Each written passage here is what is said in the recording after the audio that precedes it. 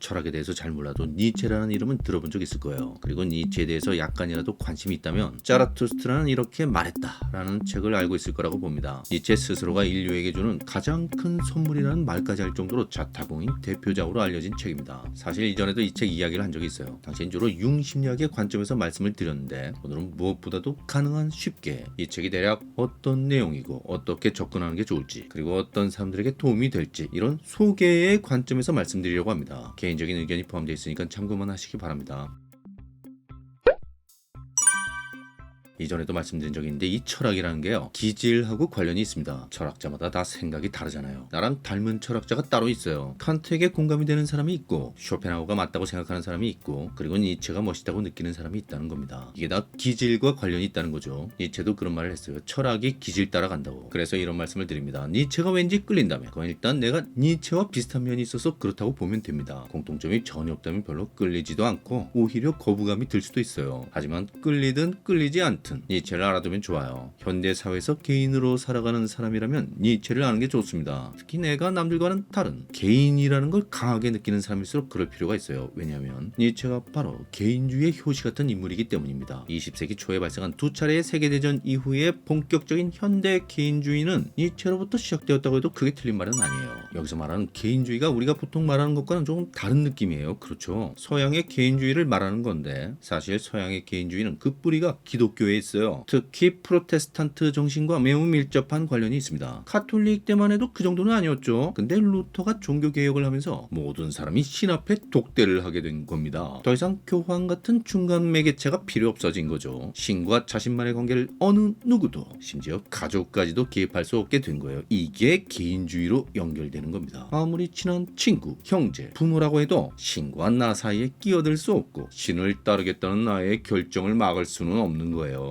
그래서 서양의 개인주의는 뿌리가 엄청 깊은 겁니다. 당신은 당신대로 신 앞에 서는 거고 나는 나대로 신 앞에 서는 거니까 상관하지 마라. None of your business 이거예요. 어떤 느낌인지 감이 오시죠? 근데 문제는 19세기가 되면서 과학혁명이 일어나고 진화론이 등장하면서 기독교가 흔들리게 된 거예요. 원래 개인주의는 신과 나 사이에 1대1 관계에 뿌리를 두고 있는데 신의 존재 자체에 의문이 생겨나기 시작한 겁니다. 어떻게 해야 합니까? 여기서 니체가 등장하는 거죠. 그리고 신이 사라져버린 세계에 새로운 개인주의의 씨앗을 뿌리고 죽은 겁니다. 이게 니체를 두고 예언자니 시대를 앞서 태어난 인물이니 이런 말을 하는 이유예요. 사실 서양 사람들만 그런 게 아니고요. 우리도 마찬가지예요. 지금은 누구나 개인인 시대입니다. 요즘 MZ 세대에 대해서 말이 많은데 이렇게 젊은 사람들은 말할 것도 없고요. 그 이전 세대들도 사람마다 정도 차이가 있어서 그렇지 어느 정도는 다 그래요. IMF 지나면서 한국 사회도 철저히 개인화가 진행된 거죠. 요즘 평생 직장이 어디 있어요. 그리고 교회나 절 같은 종교 공동체도 예전 같지 않고요. 그렇죠. 그래서 특히 내가 남들과는 다른 철저한 개인이다. 이런 느낌이 강한 사람일수록 니체가 하는 말이 더 와닿을 가능성이 큽니다. 그리고 거기에 몇 가지 조건이 추가되면 니체의 말이 팍팍 꽂히게 되는 거예요. 그게 뭐냐면 허무주의, 고통, 그리고 열정입니다. 니체 철학은요. 머리로 이해하는 게 아니에요. 논리로 따져서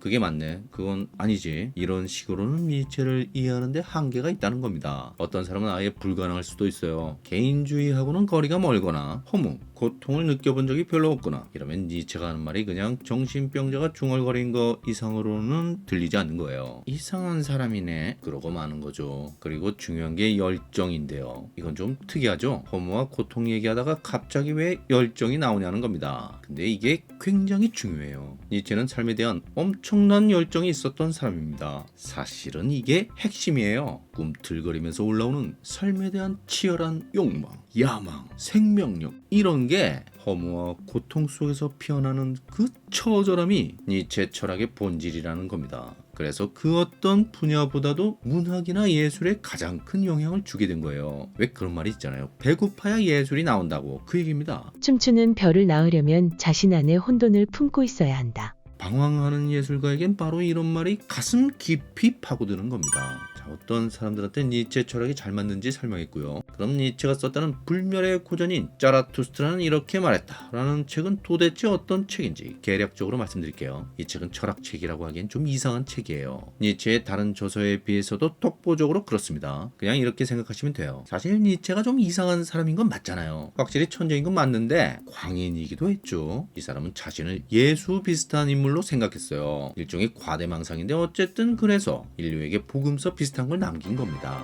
본인 말로 제5의 복음서죠. 그게 바로 이 책 자라투스트라는 이렇게 말했다예요. 이 책은 사부를 제외하고는 각 챕터를 집필하는데 열흘도 안 걸렸다고 하는데 한마디로 뭐에 홀린 듯 썩알겨 내려가 완성한 책이라는 겁니다. 아까 니체가 예술에 많은 영향을 주었다고 했죠. 실제로 니체 본인이 예술가 같은 면이 있는 거죠. 천재성과 광기가 공존하는 겁니다. 그래서 특히 이 책은 논리고 뭐고 없습니다. 그나마 니체의 다른 책은 이 정도는 아니에요. 나름 논리도 있고 주장도 있고 하여튼 철학책 같은데 이 책은 그냥 이야기 같기도 하고 시 같기도 하고 설교 같기도 하고 그래요. 머릿속에서 막 떠오르는 대로 적어나간 거죠. 근데 또 이런 건 있습니다. 니체가 원래 고전문헌학 교수였잖아요. 쉽게 말해서 국어 국문학과 세부전공 고전문학 뭐 이런 거 비슷한 겁니다. 개인적으로 꽤 오래전 한시에 대해서 강의를 들은 적이 있었는데요. 그때 옛날 사람들이 썼던 작품들을 보면서 감탄했던 기억이 있습니다. 이 한시라는 게 운율을 맞춰야 돼요. 요즘으로 말하자면 가수 래퍼들이 라임 맞추는 거 비슷한 거죠. 자라투스트라는 이렇게 말했다는 책이 바로 그런 식으로 써진 거라고 합니다. 우리로 치면 고전문학의 대가가 한시의 형식을 빌어 엄청나게 긴 작품을 쓴 거 비슷하다고 보면 될 것 같아요. 이런 것도 니체의 천재성과 관련이 있는 거예요. 아마도 독일어 원문으로 보면 니체의 천재성을 더 느끼게 되겠죠.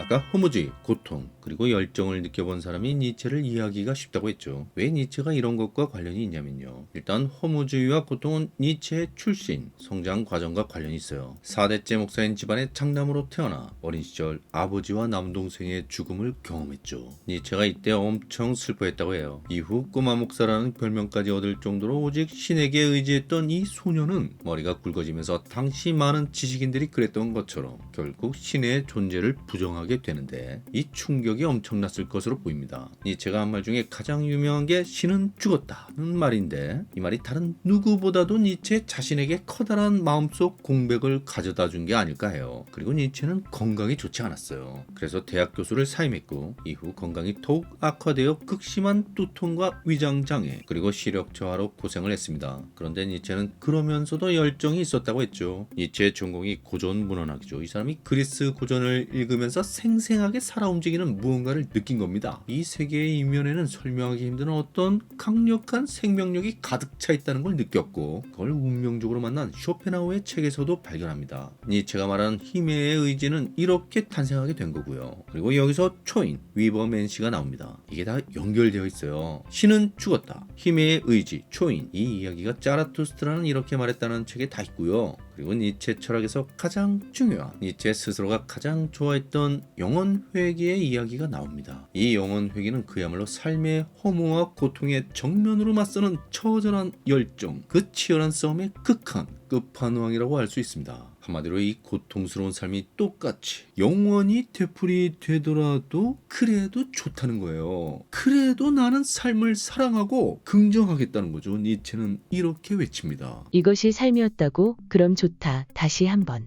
이게 무슨 얘기냐면요. 영원히 되풀이 된다면 삶의 모든 순간이 영원이라는 거잖아요. 순간이 영원이 되는 겁니다. 영원이라는 게 무슨 플라톤 철학이나 기독교에서 말하는 것처럼 저 세상에 있는 게 아니라 지금 여기 내가 살고 있는 이 땅, 이 세상에서 경험하는 한순간 한순간이라는 거예요. 이게 바로 영혼이라는 거고 그래서 나는 살아있는 이 순간에 나의 모든 걸 걸겠다는 겁니다. 이전에 쇼펜하우와 니체를 함께 이야기한 적도 있는데 두 철학자가 비슷하면서도 다르다고 했죠. 니체는 처음엔 쇼펜하우의 열렬한 신봉자였지만 나중엔 정반대의 길을 가게 되는데 그 갈라지는 지점이 바로 의지에 대한 태도입니다. 쇼펜하우는 의지를 부정했지만 니체는 긍정했죠. 이 두 사람에 대해서 융이나 러셀 같은 사람은 비슷한 지적을 합니다. 쉽게 말해서 쇼펜하우는 앞뒤가 안 맞았지만 니체는 앞뒤가 맞았다는 거예요. 무슨 얘기냐면 쇼펜하우는 의지가 이성보다 강하다고 했거든요. 근데 나중에 의지를 부정하고 의지대로 살지 않을 걸 권하죠. 이게 뭔가 논리적으로 모순이 있다고 본 거예요. 차라리 제자였던 니체가 배웠던 그대로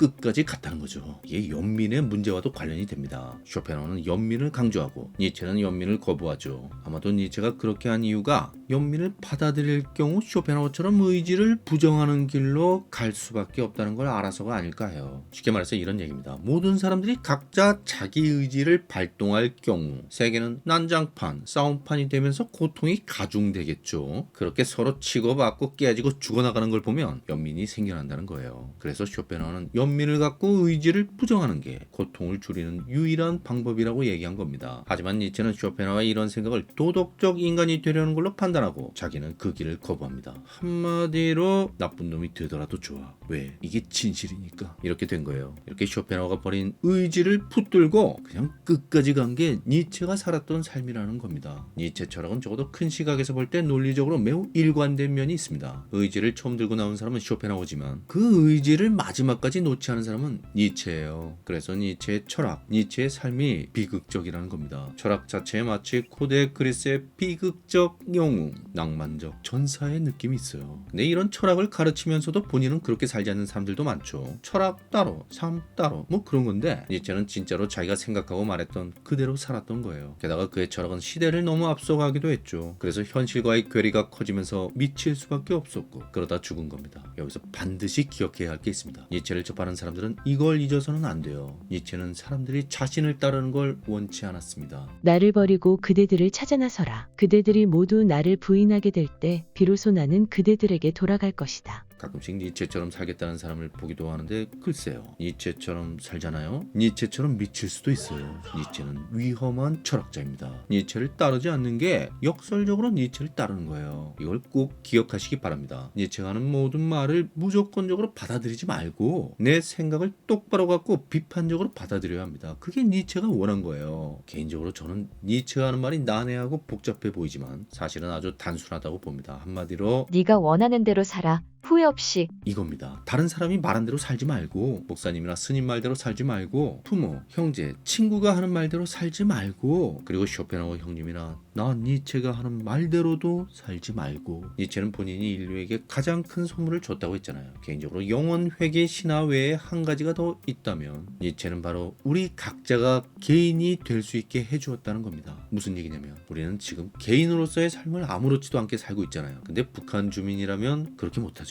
그리고 사실은 우리도 그렇게 못했어요. 불과 몇십 년 전까지만 해도 개인으로 사는 게 힘들었죠. 넌 왜 남들이랑 다르냐? 나이 찾는데 왜 결혼 안 하냐? 혼자 빠지겠다고 장난해. 뭐 이런 식이었죠. 개인으로서의 나는 없고 언제나 가족의 일원, 회사의 일원, 교회, 국가의 일원으로서의 나만 있다는 뜻입니다. 근데 요즘엔 다른 사람한테 그렇게까지 상관하지 않아요. 점점 더 개인화 되어가고 있죠. 개인으로서의 자유를 중요하게 생각하고 그걸 존중하는 사람들이 하나둘 늘어가면서 각자가 원하는 대로 살아도 별 문제없게 된 겁니다. 물론 살아가는 방식이 변해서 그런 거지만 그 과정에서 알게 모르게 니체의 영향이 있었다고 봅니다. 니체를 전혀 모르더라도 그렇다는 거예요. 변화는 그렇게 오는 겁니다. 한 사람이 변하고 그 사람을 통해 다른 사람이 변하고 그러다가 어느 시점이 오면 사회 전체가 변하고 그 사회에 영향을 받는 또 다른 사회가 변하고 이렇게 되는 거죠. 이런 변화가 불편한 사람도 있지만 적어도 개인의 자유를 누려본 사람은 그게 없는 세상을 상상하기 어려운 것도 사실입니다. 만약 망치의 철학자 니체가 없었다면 사람들을 구속하는 모든 가치를 때려부수고 뒤엎어버린 후 그 폐허 속에서 홀로 장렬하게 산화해간 그가 없었다면 어쩌면 여전히 우리는 계속 남들이 옳다는 대로 누군가가 시키는 대로만 하면서 그렇게 살아야 한다고 스스로를 다그치고 있을지도 모릅니다. 니체의 선물 자라투스트라는 이렇게 말했다가 페이지 2 북스에서 깨진 틈이 있어야 그 사이로 빛이 들어온다는 멋진 제목으로 출간되었습니다. 니체를 기억하고 싶은 모든 분들께 일독을 권하고요. 가능하면 소장하셔서 생각날 때마다 펼쳐보면서 나 자신의 생각을 갖고 니체와 토론해 보시기 바랍니다. 구독과 좋아요 부탁드리고요. 의견이나 질문을 댓글로 남겨주세요. 감사합니다.